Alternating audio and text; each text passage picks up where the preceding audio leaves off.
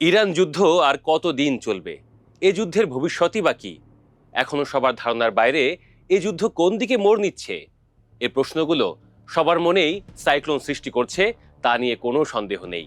তবে এটা নিশ্চিত এখনই বলার মতো সময় হয়নি যুদ্ধের পথরেখা কি। এমনকি যারা যুদ্ধ করছে তারাও জানে না কয়দিন তারা যুদ্ধ করবেন। ইরান যুদ্ধের গতি প্রকৃতি নিয়ে অনেক কথা আছে, অল্প করে একে একে বলছি, দেখুন তো আপনার সাথে মিলে কিনা।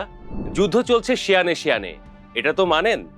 এই যুদ্ধের ময়দানে অনেক খেলোয়াড়, কোনো কোনো কুশীলব সশরীরে নেই কিন্তু বাতাসের মতো ঘোরাফেরা করছে, যাদের দেখা যায় না কিন্তু অনুভব করা যায়।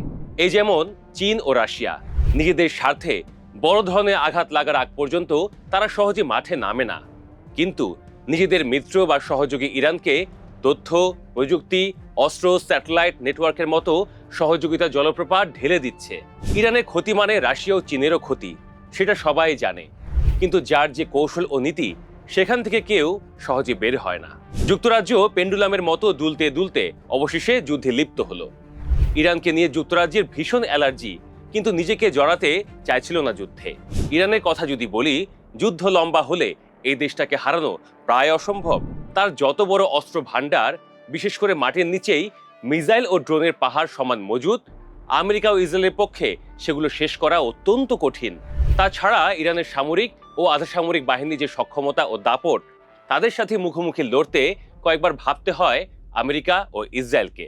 মনে করে দেখুন, খামেনি বিদায় নেবার পরপর এবং ইরানে চলমান হামলার মধ্যেও ইরানের বিভিন্ন শহরে হাজার হাজার মানুষ রাস্তায় নেমে আমেরিকা ও ইসরায়েলের বিরুদ্ধে ক্ষোভ জানিয়ে যাচ্ছেন। এটাও ইরানের সরকারের অনেক বড় শক্তি। তার মানে আমেরিকা ইসরায়েল ইরানে নিজেদের ইচ্ছামতো সরকার চালাতে চাইলে খামেনির বাহিনী ও সমর্থকরা প্রতিরোধ গড়ে তুললে অরাজকতা সৃষ্টি হওয়ার আশঙ্কা রয়েছে।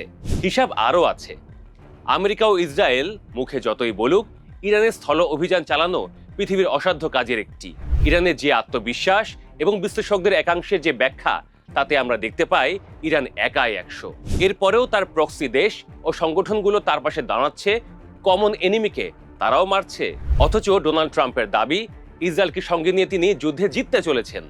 ট্রাম্প মনে করেন, যদি ইরান আত্মসমর্পণ নাও করে, তবু তারা এমনভাবে বিপর্যস্ত হবে যে ইরানের জনগণের সামনে রাজপথে নেমে ক্ষমতা দখলের সবচেয়ে বড় সুযোগ তৈরি হবে। ইরানের কয়েক প্রজন্মের মধ্যে এমন সুযোগ আর নাকি আসবে না। কিন্তু এখানে একটা প্রশ্ন, ইরানের সাম্প্রতিক সরকার বিরোধী বিক্ষোভে যে বড় সংখ্যার মানুষ প্রাণ হারালেন, ট্রাম্পের স্বাদ মেটাবেন কারা? অর্থাৎ ট্রাম্প জুয়া খেলছেন। ইসরায়েলের হিসাবটা কি?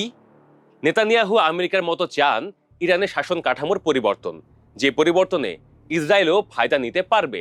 সেটা যদি নাও হয়, ইরান যেন অন্তত সামরিকভাবে পঙ্গু হয়, সেটাও মন্দের ভালো হিসেবে নেতানিয়াহু চান।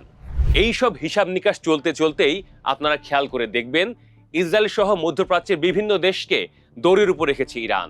আমেরিকা বহু দূরে, কাজেই কৌশলে মধ্যপ্রাচ্যে আমেরিকার স্বার্থভিত্তিক স্থাপনাগুলো যতটা সম্ভব ক্ষতি করে চলেছে ইরান। এর মধ্যে ঘটে যাচ্ছে নানান অঘটন, যেমন কুয়েতের আকাশ প্রতিরক্ষা ব্যবস্থার মাধ্যমে ভুলবশত নিজেদের গুলিতে যুক্তরাষ্ট্রের 3টি যুদ্ধবিমান ভূপাতিত হয়েছে। তারপর সৌদি আরবের আরামকো তেল শোধনাগারে ইরান হামলা করেছে বলা হলেও হামলাটা ইসরায়েল করেছে বলে কানাকানি চলছে।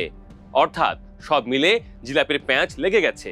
তাহলে দর্শক, এই যে এতগুলো কথা শুনলেন, এতে নিশ্চয়ই বুঝে গেছেন যে ধৈর্য ধরে অপেক্ষা এবং এই যুদ্ধের ফলে সৃষ্ট ক্ষতির শিকার হওয়া ছাড়া আপাতত আর কোনো বিকল্প আমার বা আপনার কারো হাতেই নেই।